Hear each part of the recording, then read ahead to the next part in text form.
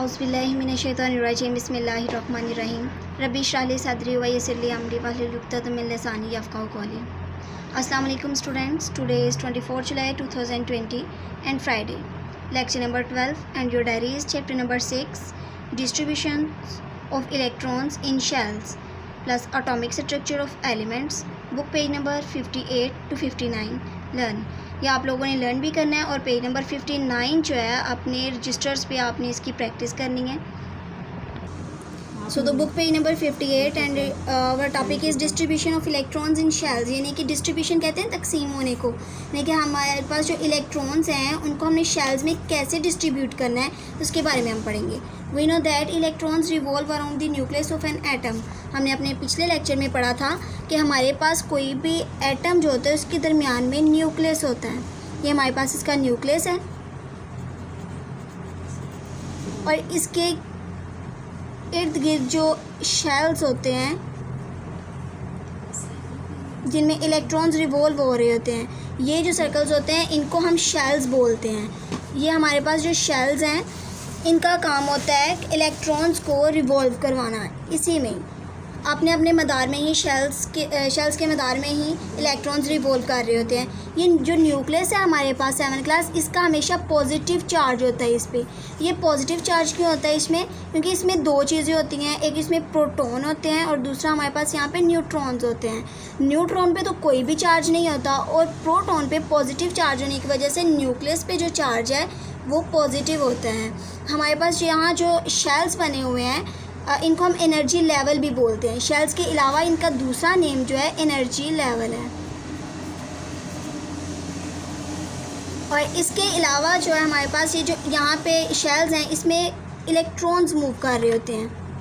ये जो electrons move कर रहे होते हैं इन पे नेगेटिव चार्ज होता है। ये हमारे पास इलेक्ट्रॉन्स हैं और इन पे जो चार्ज है वो नेगेटिव होता है। आगे पढ़ें। The path of movement of electrons around the nucleus are called shells. अब हमारे पास जो न्यूक्लियस के इर्द गिर्द रास्ते हैं जहाँ पे इलेक्ट्रॉन्स की मूवमेंट हो रही होती है उनको शेल्स बोलते हैं। Electrons are distributed in different shells. अब हमारे पास एक या दो शेल्स नहीं होते हैं, कहीं में ज़्यादा शेल्स होते हैं, कुछ एटम्स में और कुछ एटम्स में बहुत कम शेल्स होते हैं और ये डिपेंड करता है उसके एटॉमिक नंबर और मास नंबर पे।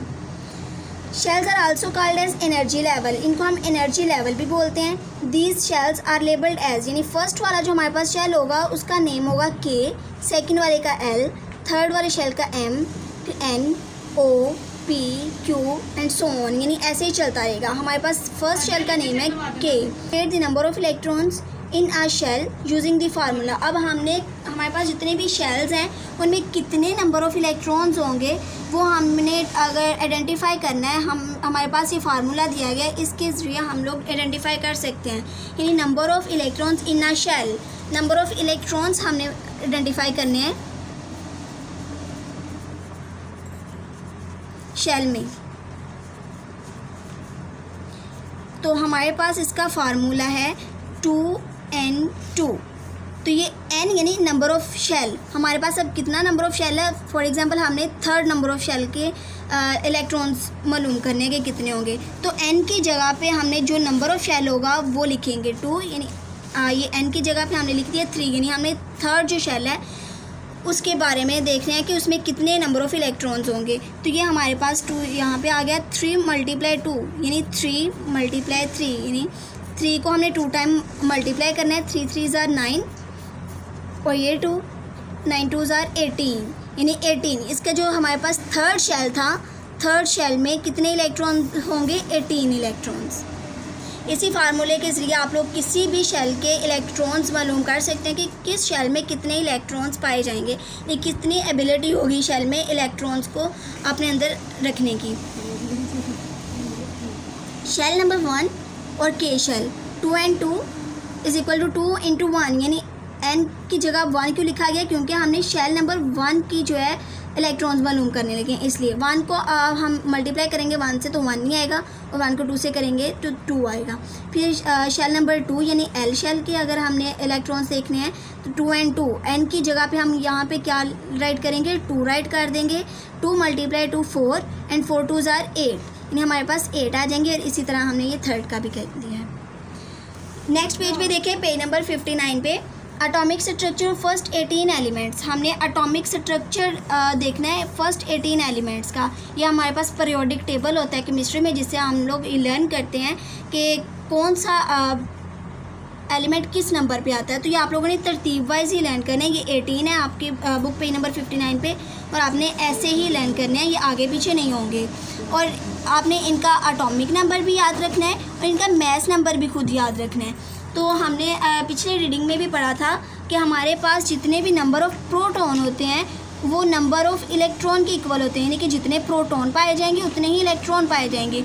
तो हमारे पास प्रोटॉन वो किसके इक्वल होता है, जो हमारे पास यहाँ पे एटॉमिक नंबर होता है उसके इक्वल होता है। तो एटॉमिक नंबर हमारे पास 1 है, यानी कि एटॉमिक नंबर जो है वो इक्वल होता है हमारे पास प्रोटॉन नंबर के। तो प्रोटॉन नंबर हमारे पास इलेक्ट्रॉन के इक्वल होंगे। तो यहाँ पे हाइड्रोजन की एग्जांपल है, तो हाइड्रोजन में सिर्फ एक ही प्रोटॉन पाया जाता है, तो एक ही प्रोटॉन पाया जाएगा। तो जितने नंबर ऑफ प्रोटॉन है उतने नंबर ऑफ इलेक्ट्रॉन की वजह से यहाँ पे प्रोटॉन इलेक्ट्रॉन भी एक ही पाया जाएगा। ऐसे हम आगे एग्जांपल ले लेते हैं ऑक्सीजन की। ऑक्सीजन हमारे पास यहाँ पे ऑक्सीजन है, इसके अगर हम ये देखें तो हमारे पास O 16 और 8 है, यानी कि ये हमारे पास इसका एटॉमिक नंबर है और ये हमारे पास मास नंबर है। तो जो एटॉमिक नंबर है हमारे पास वो जी से हम इसे रिप्रेजेंट करते हैं और वो इक्वल होता है नंबर ऑफ़ प्रोटॉन के। तो नंबर ऑफ़ प्रोटॉन जितने होंगे उतने ही नंबर ऑफ़ इलेक्ट्रॉन है, यानी कि इसके शेल में नंबर ऑफ़ इलेक्ट्रॉन कितने होने चाहिए, 8। तो अब हमारे पास ये ऑक्सीजन का एटम है, ये इसका न्यूक्लियस है, इसके गिर्द ये शेल है। तो फर्स्ट शेल में हमने अब पीछे रीडिंग में पढ़ा है कि सिर्फ 2 इलेक्ट्रॉन्स पाए जाएंगे, 1 और 2। तो अब हमारे पास सेकंड वाला शेल आ जाएगा। तो अब हमारे पास कितने इलेक्ट्रॉन्स है, इसके 8 हैं। तो यहाँ पे हमने 2 किए हैं। तो नेक्स्ट जो है हमारे पास उसमें एबिलिटी होती है सेकंड शेल में कि वो 8 इलेक्ट्रॉन्स को अपने अंदर रखने की सलाहियत रखते हैं, लेकिन यहाँ पे हमारे पास 6 हैं, तो हम यहाँ पे 6 इलेक्ट्रॉन्स बना देंगे। ऐसे ही आप लोगों ने सारा पेज जो बुक पेज नंबर 59 है वो आपने खुद सॉल्व करना है अपने रजिस्टर्स पे, और इसकी बार बार प्रैक्टिस करनी है। आप लोगों ने लर्न भी इसके ज़बानी ही करना है, एटॉमिक स्ट्रक्चर के फर्स्ट 18 एलिमेंट्स को ज़बानी ही लर्न करना है। आई होप आप लोगों को समझ आ गई होगी। जज़ाकल्लाह।